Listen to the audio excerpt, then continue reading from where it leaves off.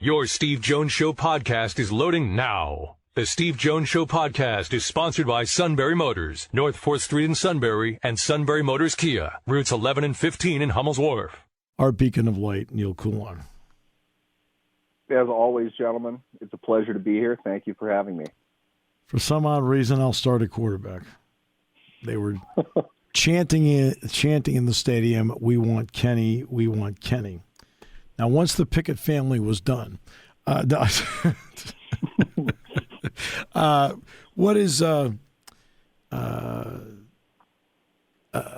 your thought on what you're seeing at quarterback, and is there a magic wand? There's definitely not a magic wand, and I'll say this. I said this off air too. I was at a speaking engagement where Brian Billick, the old Vikings and Vikings offensive coordinator, Ravens head coach, was speaking. He was talking about quarterbacks from a leadership perspective. He dipped into the talent side of it, which he made clear is they're really two different things, but they kind of blend together. His point was there are two types of quarterbacks. One, the ones that don't do what they're told, and two, the ones who only do what they're told. And his words were, "I'll take the former of those two every time." Yeah. Mitch is the latter of the two. Yeah. After reviewing 9 quarters of play from him this year, I don't know. At first, I thought it was just he's not seeing what's deeper down the field, the opportunities that he might have. Right. And I get, I'm not suggesting at all they just bomb the ball. It's probably not a good strategy, but you've got to throw in deeper stuff. I mean, I can't put it any more plainly than that. He's just not. At this point now, you give him a pass maybe in the first game. I thought Cincinnati did a great job in coverage. They looked really good. There weren't a whole lot of open opportunities. He holds on to the ball. You let your defense win. I get that on a game-to-game strategy. New England, I don't feel, was as tight coverage-wise. I felt they had more opportunities. The Steelers adjusted from week 1 to week 2, and their receivers were in better positions in this game. And Trubisky, it's as if he's playing with 12 yards in front of him, and that's it. My theory on this is I really think what they've been coaching him on since he signed was don't turn the ball over. Don't make mistakes. We have a good defense. Play within what we have. We drafted a punter. We've spent way more money on our defense than our offense. You don't need to do a whole lot. If we're at the point, though, leading into week 3, that my honest-to-God thought is they're telling him not to take chances, it's because I have no other explanation for what he's doing except for the fact that he is woefully inadequate to start in the NFL over an extended period of time. And I don't think that leash can be much shorter than it is right now. You're not going to pull him on a short week. It's just that there's too much. We've seen what happens when a new quarterback has to start in a short week situation. It's usually not good for a team. But if he plays at the level that he played the first 2 weeks against Cleveland, they'll lose the game. And on a mini bye week after that, you've got your 9 days to get ready for the Jets. I don't see there's any way in the world you could play him again. I don't. Mike Tomlin will come up with a different reason if that's what he wants to do. And I don't even necessarily know if Kenny Pickett's going to be the guy they start. But if Trubisky does that again, they're not going to win this game. And I don't see how there's any way in the world you can keep with the guy. It's just he is bringing nothing to the table. He's taking stuff off the table. Like you're setting the table, he's taking it off as you're doing it. Not a guy that you can continue to go into battle each week with, in my opinion. Maybe Mike Tomlin, Matt Canada view this differently, but I don't see how you can do that. Or at the very least, I can understand why Tomlin would be saying what he's saying publicly. There's just no way to evaluate his play to this point as being on par. We see how, and I'm not saying Mitch Trubisky is Josh Allen. I'm not saying that. But there are a couple of elements that are similar, and Allen can run. Trubisky can run. Knowing that you've got a guy behind him in Pickett, Would you run him more just to put more juice in the offense, even though there's a risk? I'm not sold on the idea that Trubisky can run. All right. I think we've been sold the narrative that he can. Yeah. And I remember speaking about that with you back in March when he signed. He's not nearly the athlete that people think that he is. I'm not saying that he's not, but when the bar is 2021 Ben Roethlisberger, yeah, he's going to look like Carl Lewis. I get it, but he's not. He is not laterally that fast, and we've seen that. But the problem is, I don't think Trubisky really understands that either. Twice in 2 games, he's tried to outflank NFL edge defenders, which you know as well as I do, and just for the sake of the audience, your edge players and your cornerbacks are probably the best athletes on the field. Yep. There is no way Mitch Trubisky is outrunning those guys.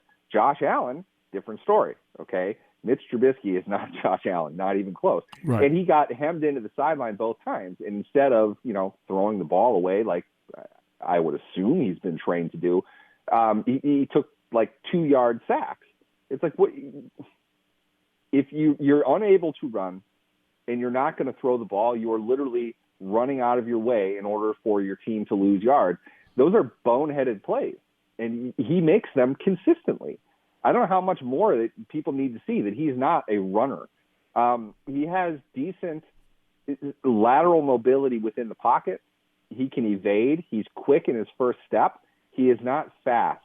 He's not a runner, okay?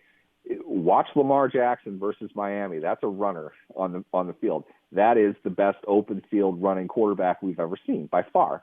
And there have been a lot of really good ones. Mitch Trubisky is really now he's a slower Baker Mayfield. He's a guy that I thought what I said on him was if you're 3rd and 4, he might be able to outrun an open edge to the sticks. It's going to be close. He might take a hit from a safety in doing that, but he's not breaking guys' ankles in the middle of the field and running for 40 yards. He's just not even close to that mobile of a quarterback. You might get 10 yards a game from him running, but you probably don't want him running that much. At the same time, though, it seems the Steelers' offense, whether by design or just this is the way that it's turned out, their receivers are better runners than the running backs are right now. Maybe they want to try the quarterback and doing that a little bit more. I'm not sure. They're not running the ball overall especially well. Trubisky, my opinion, shouldn't be contributing a whole lot to that. But if that's what they need to do, scheme up and design some stuff for him to do it, get him on the move a little bit. But it seems like they're pretty stuck in what they have. With a quarterback who doesn't see the field particularly well, he can evade pressure, but he's not beating an NFL athlete to the point where he's able to get north and gain yards. This should be a segment where, hey, they got a chance to be 3-1. Cleveland without Watson, and the Jets without anybody. So yeah, you feel like this. It feels wrong. I mean, am I right about that? It just feels like it should be a good segment for the Steelers, yet it just doesn't feel right. It doesn't feel right in my mind because I understand the concept behind a win is a win. It's a pretty logical statement. It's not real hard to understand. But at the same time, the manner in which you win, if it's something that is really not repeatable, it's certainly not sustainable, that win represents only that. It doesn't represent success. It doesn't represent something that you can lean on later on. The win that you have represents right now the win on the scoreboard, also the loss of T.J. Watt for an extended period of time. It represents a win that was had by virtue of the other team losing its long snapper, which cost them 2 missed kicks. Both of them would have won the game for the team. Yep. It is a win. That's true. This is an 0-2 team on the field, and I think everybody knows that. They're lying to themselves if they don't. You're playing a team in Cleveland now that was absolute wild. I don't even know if that's ever been done before. What was it, a minute 20? Something like 80 seconds. They scored 2 touchdowns and recovered an onside kick and got a defensive stop. a complete reversal of fortune. Really, the kind of 10,000-foot level parity that the NFL wants. You can't turn your back on anybody for any stretch of time in this league because that can happen. I'm not sure how they lost Garrett Wilson deep the way that they did, but it's just like, wow. We don't know who Cleveland is. We're not sure what they are, but we know it's a prime time home game for them in a short week. That tends to favor the home team.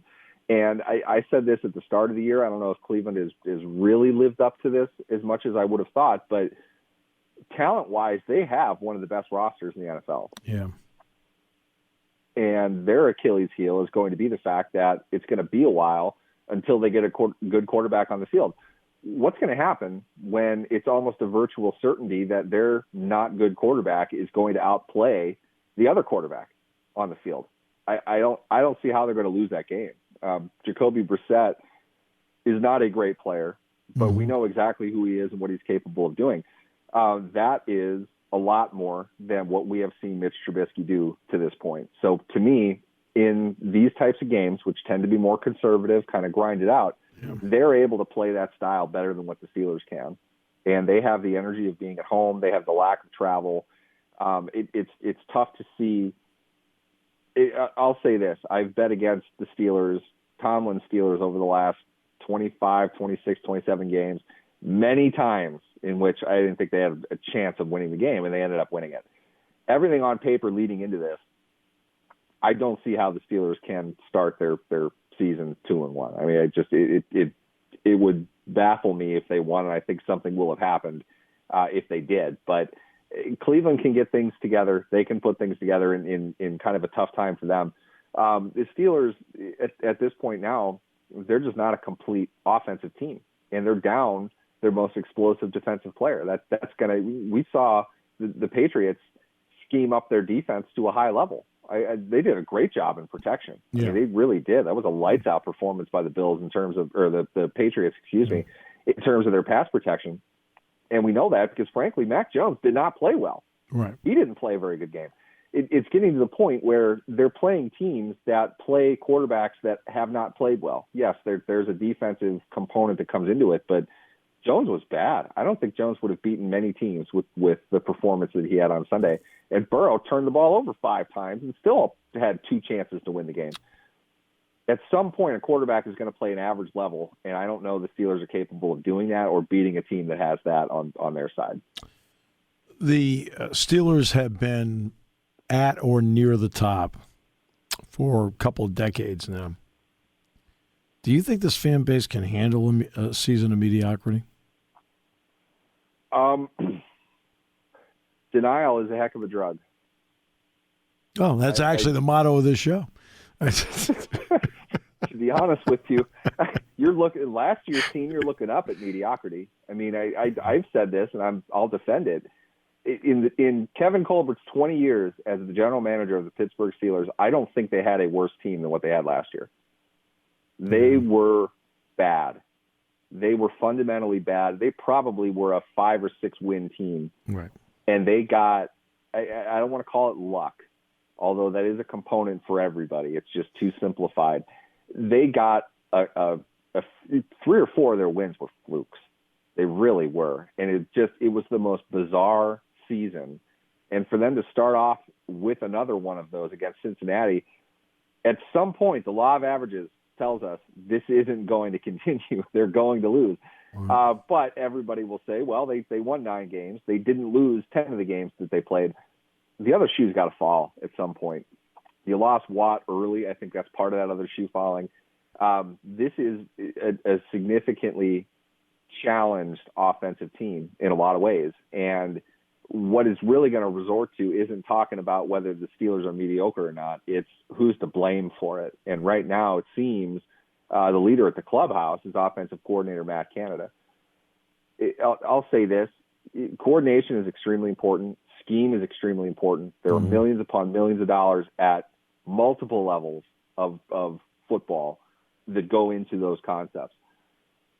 I don't know many of them that are quarterback agnostic, which is to say, if you have a bad quarterback, your scheme doesn't matter a whole lot. It really doesn't. In the NFL, this is most important. Division III, if you have a quarterback that can run, you can probably do a lot of schematic stuff and be a dominant team. If you don't have to throw all that much, you have to throw in the NFL. Look at the Jets, look at the Dolphins. The ability to throw the ball is critically important for 4 quarters in the game. The Steelers do not have even a semblance of a passing game right now. But the good news is they can't run the ball either. That's on your offensive coordinator for sure. Not letting Matt Canada off the hook. He's, you're the chef. The ingredients might not have been exactly what you wanted, but you're being paid to make a meal. Mm-hmm. And a real good meal right now. You're accountable to that. I'm not saying that he needs to, remain with the team past this season. I don't think you can fire your offensive coordinator and get better results when you don't have a quarterback that can play in the NFL. It's as simple as that to me. If Canada's fate is tied to the quarterback position, he's in trouble. It's that simple. I don't know what else you can do, but you can't scheme up Mitch Trubisky to be an effective NFL quarterback, not with the decisions that he makes, not with the fact that you watch him and it's perplexing how he's missing these receivers on the field. He needs to be able to see that. He needs to be able to step into his throws. He needs to stay in the pocket to do that and deliver an accurate ball. He doesn't do any of those things. That's not a scheme concern. That's a quarterback concern. Get a better quarterback in there, at least one that is going to let her rip a little bit more and maybe turn the ball over more than Trubisky has, but it's going to lead to more points at the end of the day anyway. Until you have that, I'm having a real tough time fully evaluating the scheme that they have in place. And I'm 90% sure I said the exact same thing last season. So a quarterback was paramount then. It's paramount now. You see the pressure building on Kenny Pickett right now because he's going to have to step up at some point. I don't think it's a very good bet to say Trubisky's going to play 17 games. At some point, he's going to need to step in and lead the team to some points because the guy they have right now can't do it. So to sum up, hope is not a strategy. Just want to make sure we got it right here. All right. Neal, always, my friend, a pleasure. Definitely. Thanks for having me, guys.